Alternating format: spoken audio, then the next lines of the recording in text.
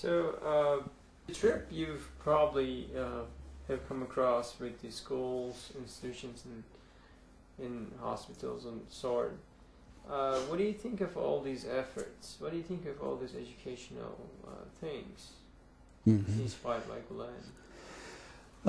Well, I was very much impressed with the fact that obviously that some private business, professional people, someone is willing to invest a lot of money in hospitals and in educational institutions and so forth.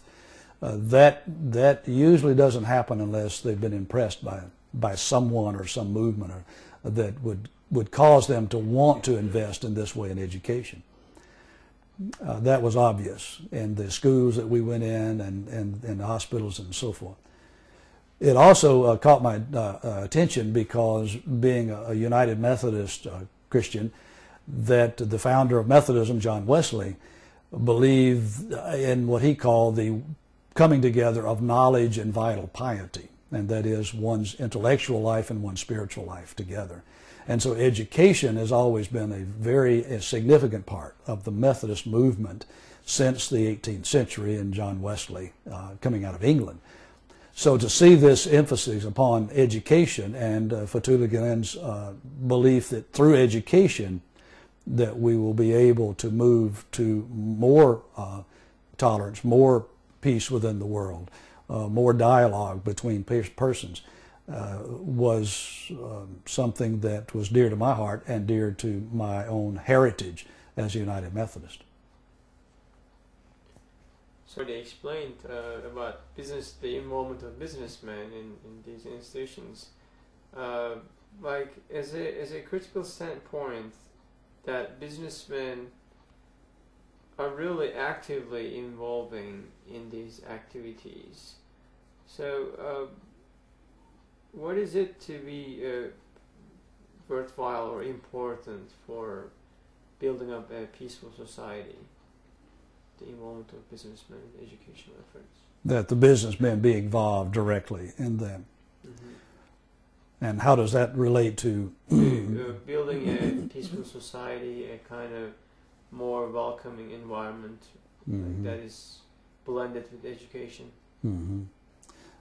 Well, I think that without their involvement, without the business and professional people being involved in that, then we would be leaving out a huge segment that can make more dialogue, more tolerance, more peace happen with us, because we're becoming a global economy very quickly anyhow, and with businesses having to relate to other businesses in many parts of the world today in order to survive. For them to be interested in this, I think, is important. And that they would see the absolute need for all of us in every country to be as highly educated as we can, and so that we can, or at least at some level, to be able to communicate or interact with other cultures. Becoming part of education, of course, is becoming aware of that there's a whole world out there, and there's other cultures and other religions, other ways of being and human. And so I think that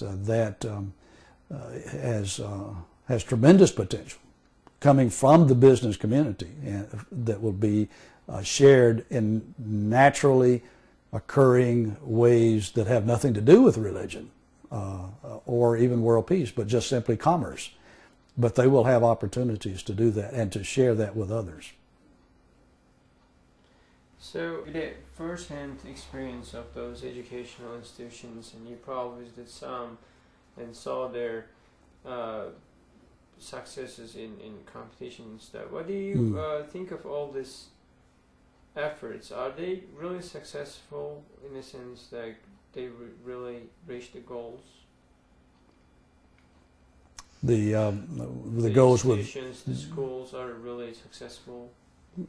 Well, by looking at their students and being able to interact a little bit with some of the students who are around at those places, I would say yes.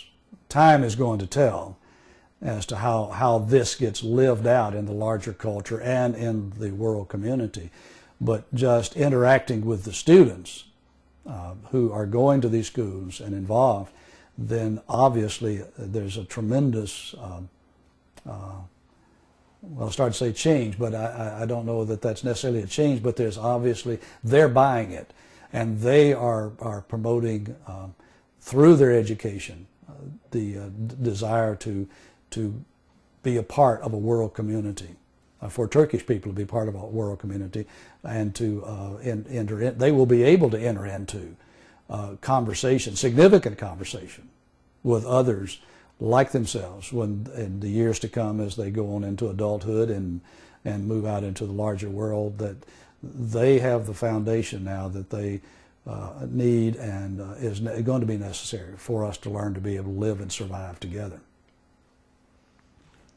Question of the section. These institutions or these efforts of Turkish people with the inspirations of Gulen, what do you think of its importance about the future of the world and the world peace? Mm.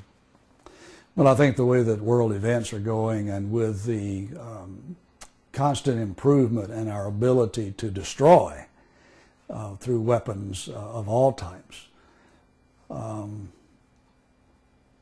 if movements such as this are not successful, are not able to have tremendous inroads into all the cultures of the world, then I'm afraid that we are heading for major world disasters inflicted by one culture on another of proportions that we've never even dreamed of being possible.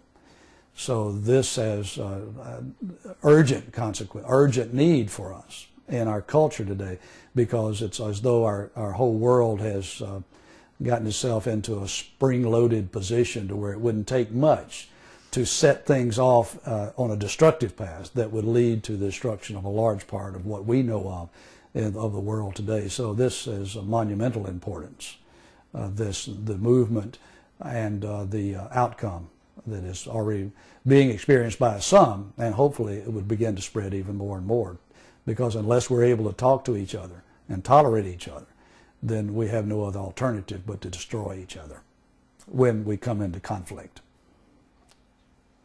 So the intercultural relations, first I'd like to ask, what is the reason, the source for prejudices for interfaith or intercultural dialogue? Mm.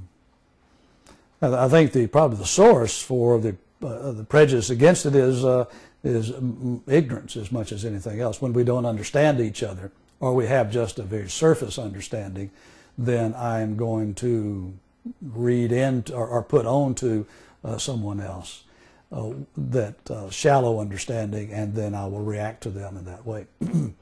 And also fear. That if I'm not secure enough in my own culture, if I'm not secure enough in my own religious beliefs and practices, then to enter into dialogue or to enter into a place where we tolerate each other's existence and can coexist, then that's a fearful thing for me if I'm not secure in my own, because then I have this feeling of I will be swallowed up eventually. So, speaking of 9/11, did it do any effect on your ideas about Islam, or did it change your perception?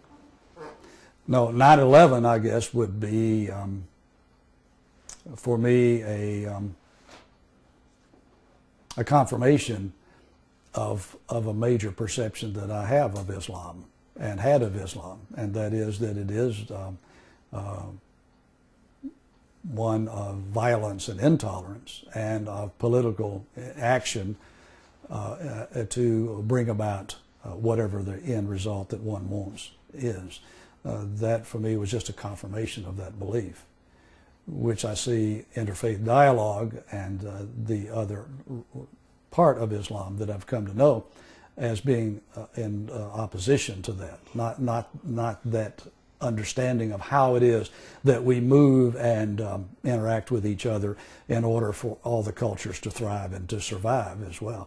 So 9/11 didn't change a whole lot for me. It just confirmed something that I already believed about at that time the majority of the Islamic world.